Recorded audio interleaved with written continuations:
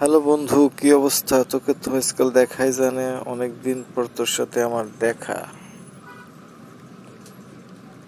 হ্যাঁ বন্ধু, আমি তো ভালো আছি। তোর কি অবস্থা?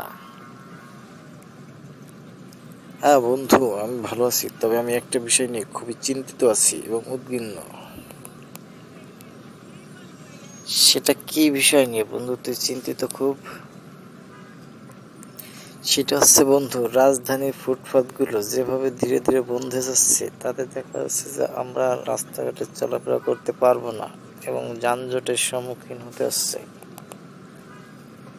তবে কি বন্ধু জানিস, এ বিষয়ে আমার কাছে খুব সুন্দর একটা প্ল্যান বা পরিকল্পনা আছে। সেটা হচ্ছে লোকের, যদি সিটি কর্পোরেশন এবং প্রশাসন যদি একই সাথে কাজ করে এবং তারা যদি একটা রাস্তা থেকে ফুটপাত বন্ধ করে দেয় 1 মাসের জন্য, তাহলে এবং তারপর আবার 1 মাস পরে আরেকটা রাস্তা থেকে ফুটপাত বন্ধ করে দেয়, এভাবে যদি আস্তে আস্তে ফুটপাত বন্ধ করে দেয়, তাহলে দেখা যাচ্ছে কি ফুটপাতার বা হকার পার্টিরা আন্দোলন করার সুযোগ পাবে না।